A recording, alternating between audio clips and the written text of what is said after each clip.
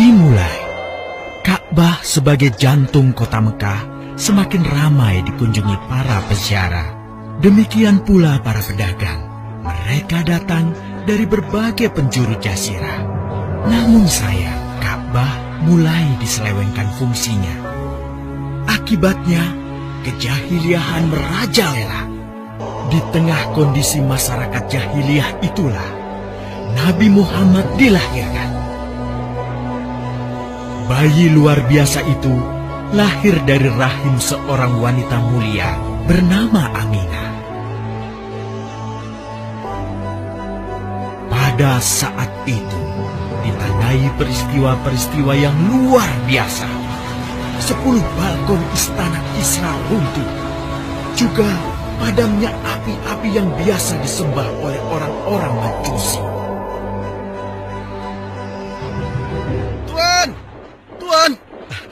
Tuan Abdul Muthalib, ada kabar gembira. Kabar gembira? Kabar gembira? Kabar gembira apa? Tuan, cucu Anda telah lahir. Benarkah? Laki-laki atau perempuan? Laki-laki, Tuan. Subhanallah, Alhamdulillah, Allahu Akbar. Kalau begitu aku ingin segera melihatnya. Mari, Tuan. Setelah mendengar itu, Abdul Muthalib bergegas menuju ke rumah Aminah.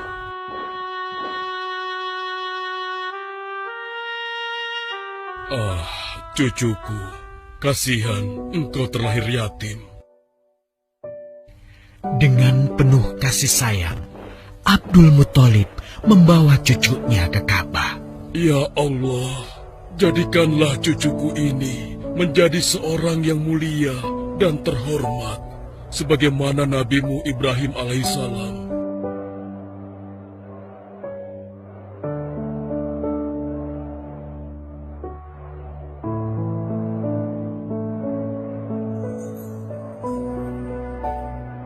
Siapa namanya, Ayah?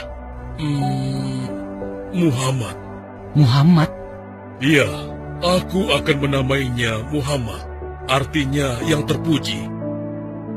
Kehadiran Muhammad kecil sungguh memberi kebahagiaan. Tidak hanya bagi keluarga Bani Hashim, bahkan seluruh kabilah suku Quraisy menyambutnya dengan sukacita. Kemudian Abdul Muthalib mencarikan ibu susu bagi Muhammad kecil. Kita sudah berhari-hari mencari anak susuan, yang dari situ kita akan mendapatkan imbalan yang cukup. Namun hingga saat ini, belum juga kita dapatkan. Ya, istriku, aku mengerti. Apa kita terima saja bayi yatim itu? Muhammad maksudmu? Iya, cucu dari Abdul Muthalib. Kasihan dia. Hampir semua teman-teman dari rombongan kita tidak ada yang mau menyusuinya. Karena tidak ada harapan untuk mendapatkan imbalannya dari ayah bayi itu. Betul juga engkau, istriku. Kasihan anak itu. Aku mendukungmu jika engkau susui dia. Mudah-mudahan Allah memberikan keberkahan bagi kita. Halimah segera mendatangi Abdul Muthalib. Dia bersedia untuk menjadi ibu susu dan pengasuh bagi Muhammad kecil. Betapa gembira Abdul Muthalib mendengarnya. Halimah dari Bani Sa'ad itu akhirnya dipercaya Abdul Muthalib untuk mengasuh cucunya 2 tahun lamanya. Ayo istriku, kita berangkat sekarang. Sebentar lagi suamiku. Insya Allah kita berangkat sampai anak ini kenyang. Kalau begitu, aku lanjutkan berkemas-kemas dahulu. Hah? Ada apa suamiku? Lihat, unta dan keledai kita. Mereka demikian sehat, tidak seperti sebelumnya. Subhanallah. Betul suamiku, tidak seperti kemarin. Demi Allah, kau tidak salah memilih istriku. Kau telah mengambil anak yang dipenuhi dengan barokah. Allah melimpahkan keberkahan atas Halimah dan suaminya. Mereka pulang ke kampung Bani Sa'ad dengan penuh rasa syukur. 2 tahun berlalu sudah. Tugas Halimatus Sa'diyah sesungguhnya telah usai. Saatnya Muhammad kecil harus dikembalikan kepada ibunya. Terima kasih Halimah. Engkau telah merawat anakku dengan baik selama 2 tahun. Tidak ada yang bisa kuberikan kecuali aku berdoa. Semoga Allah memberkahi engkau dan keluargamu. Amin. Saya juga bersyukur diberikan kepercayaan dan kesempatan merawat anakmu, wahai Ibu Aminah. Namun, begini Bu, mohon maaf. Kalau boleh, izinkan aku merawat Muhammad lebih lama lagi. Aku masih sangat sayang padanya. Baiklah, kalau begitu aku setuju dengan usulmu. Bawa dan rawatlah Muhammad sebagaimana dia anakmu sendiri. Terima kasih Ibu. Terima kasih. Begitulah, Muhammad kecil kembali ke tengah-tengah Bani Sa'ad. Ia tumbuh menjadi anak yang memiliki banyak teman karena kemuliaan akhlaknya. Tatkala berusia sekitar 4 tahun, terjadilah suatu peristiwa. Muhammad, Bu! Muhammad! Muhammad? Kenapa Muhammad? Muhammad dibawa orang. Hah? Dibawa orang? Diculik? Coba ceritakan. Ketika kami tengah bermain, tiba-tiba ada orang dewasa datang. Dia langsung membawa pergi Muhammad dan membunuhnya. Hah? Membunuhnya? Ya Allah, di mana? Di mana?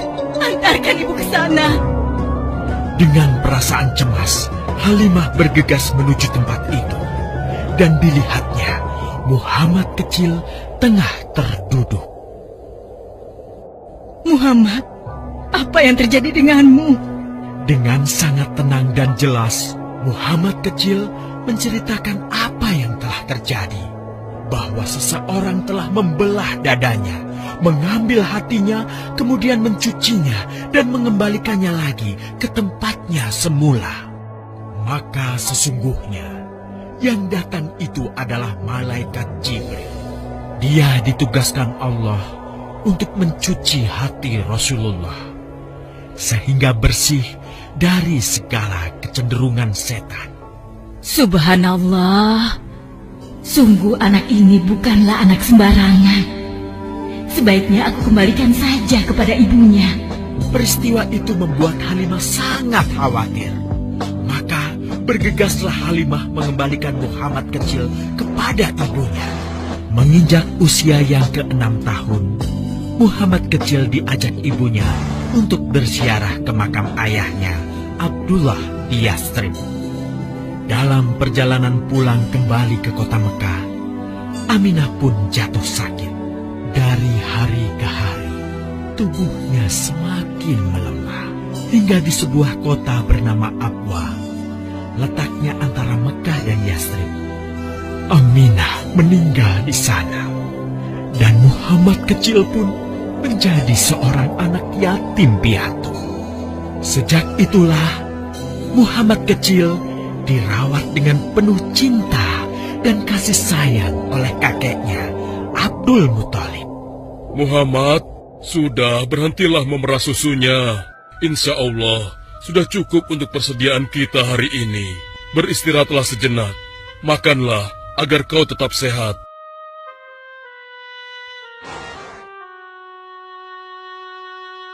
Ya Allah, betapa mulia akhlak cucuku ini. Namun, kasih sayang Abdul Muthalib tidak berlangsung lama. Saat usia Muhammad 8 tahun, Abdul Muthalib kakeknya yang sangat menyayanginya itu meninggal dunia. Kemudian, pengasuhan atas Muhammad pun beralih ke pamannya, Abu Thalib. Muhammad kecil tahu betul betapa sayangnya pamannya kepadanya. Di mana Muhammad? Ia tengah mengembalakan kambing milik salah seorang penduduk Mekah, suamiku. Sejak kapan dia keluar rumah? Sekitar waktu subuh tadi. Subhanallah, betapa baiknya akhlak keponakanku ini. Ya Allah, Maafkan ketidakmampuanku mencukupi kebutuhan keponakanku. Sayangi dan berkahilah dia. Jadikanlah dia orang yang mulia di antara manusia. Hingga saat usia Muhammad menginjak 12 tahun, pamannya Abu Thalib mengajaknya berdagang ke Syam. Sampailah mereka di satu daerah bernama Busra. Saat mereka beristirahat, datanglah seorang pendeta menghampiri. Wahai saudaraku, selamat datang di Busra. Tampaknya kalian bukan orang sini. Dari manakah kalian berasal? Terima kasih saudaraku, kami datang dari Mekah. Lalu, siapakah gerangan anak ini? Ini adalah keponakanku, Muhammad namanya. Apakah engkau bertanggung jawab atasnya, Tuan? Ya, Kemana ayahnya? ayahnya sudah meninggal sejak ia masih dalam kandungan. Oh, apakah kini dia yatim piatu? Benar, Aku sungguh beruntung bertemu dengannya. beruntung. Beruntung apa? Sungguh, keponakanmu ini adalah orang yang sangat istimewa. Oh ya? Ya, dia adalah seorang nabi, Hmm? seorang utusan Allah. Bagaimana kau tahu hal itu? Aku tahu karena aku seorang pendeta, dan berita kedatangan dia sebagai seorang utusan Allah sudah disampaikan di dalam Injil. Bahkan aku pun bisa mengetahuinya dari cincin kenabian yang berada di bagian bawah tulang rawan bahunya, yang menyerupai buah apel sebagai tanda kenabiannya. Begitulah pendeta bernama Bahira menyampaikan kepada Abu Thalib perihal kenabian Muhammad. Ia berpesan agar menjaga baik-baik keponakannya itu, karena Muhammad kelak di suatu saat nanti akan menghadapi banyak gangguan dan rintangan.